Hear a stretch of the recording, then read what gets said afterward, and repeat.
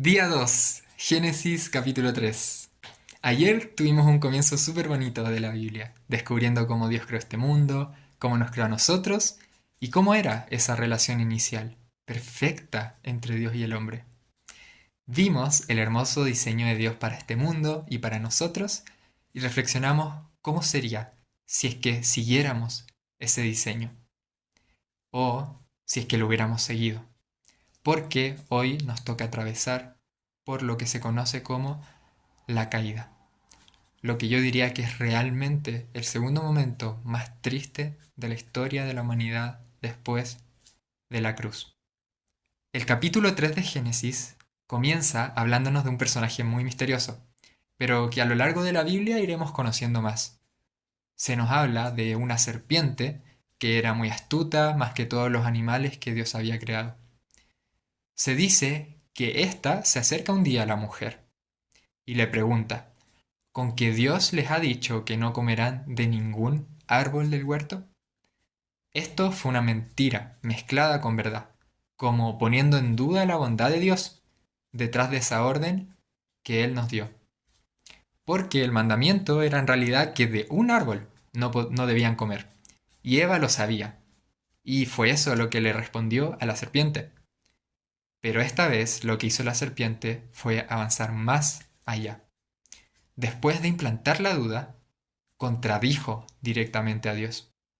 No morirán, le dijo la serpiente a Eva, sino que serán como Dios, poniendo a Eva entre dos voces distintas, y ella ahora debe decidir en cuál va a confiar. Entonces Eva miró el árbol, miró el fruto, que era agradable a los ojos, codiciable para alcanzar sabiduría, y es en este momento en que ella toma la decisión de comer del fruto del árbol prohibido, y luego darle a Adán, quien también comió.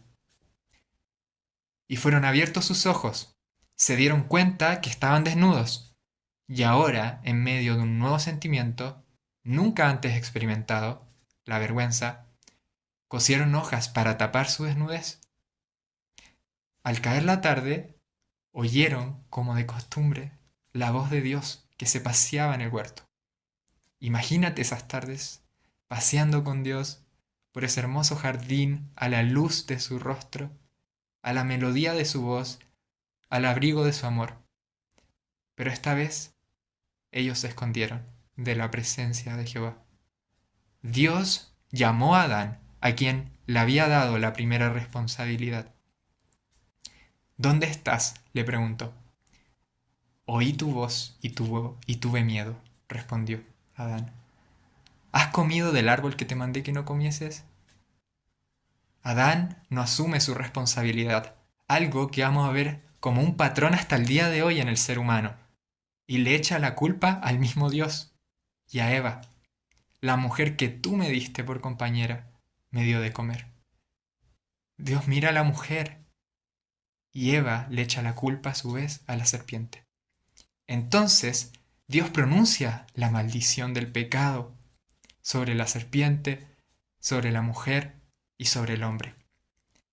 Pero, aún en medio de todo esto, vemos algo sorprendente por parte de Dios. Una promesa.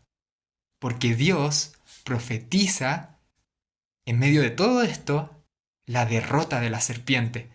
Cuando algún día un descendiente de Eva aplaste la cabeza de la serpiente, aunque al hacerlo, este descendiente también reciba sobre sí mismo una herida mortal.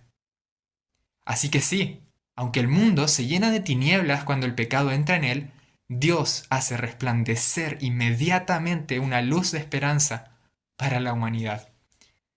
Y por si esto fuera poco, dice la palabra que Dios hizo túnicas de pieles para Adán y Eva y los cubrió. Entonces, con el pecado se introduce al mundo la vergüenza, el dolor, la muerte y una tierra donde las rosas tienen espinas. Adán y Eva fueron expulsados del jardín. Además, se distinguen claramente tres relaciones que se quebraron por causa del pecado: la del hombre con Dios, la del hombre con la mujer y la del hombre con la creación. Todo esto nos hace preguntarnos lo siguiente: ¿de qué manera este descendiente de la mujer logrará derrotar a la serpiente? ¿Podrá acaso él restaurar las relaciones que el pecado quebró y devolvernos al Edén, a la presencia de Dios? Reflexiones finales.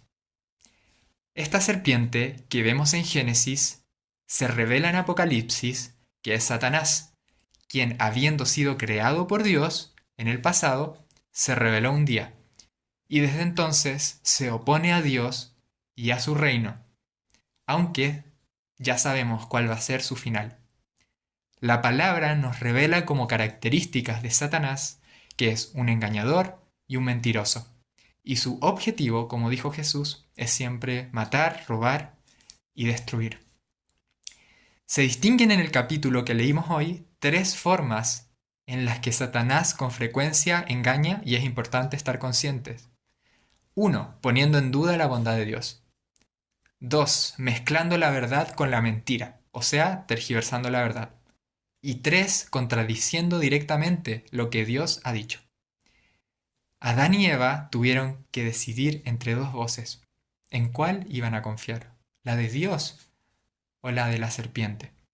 Esto nos muestra que desde el principio siempre se ha tratado de un tema de fe, ya que es la fe en Dios la que nos lleva a una obediencia a Él. Así que nosotros, ¿a quién vamos a escuchar? ¿Y en quién vamos a confiar? Reflexión número 2. ¿Dónde estás? Es lo que Dios le preguntó a Adán, y son las palabras que resuenan de parte de Dios hasta el día de hoy para nosotros. A lo largo de todas las escrituras se nos declara con toda evidencia que es Jesús aquel descendiente prometido por Dios. Al igual que Dios, cuando Adán y Eva pecaron, Jesús vino a nuestro encuentro y Él salió del Edén para venir a buscarnos y rescatarnos. El mismo Dios que un día se ensució sus manos para formarnos del polvo de la tierra, las ensució para lavar nuestros pies y nuestros corazones.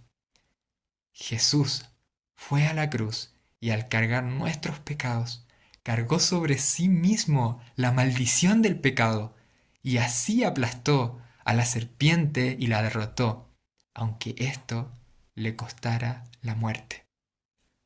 Jesús fue el Cordero sacrificado, cuyas pieles cubren nuestra vergüenza hoy. Y Él en esa cruz fue traspasado para abrir el camino de vuelta a la presencia de Dios. Sus manos sangraron para quitar de este mundo sus espinas, y por esa sangre nos limpió y perdonó para acercarnos nuevamente con confianza a Él.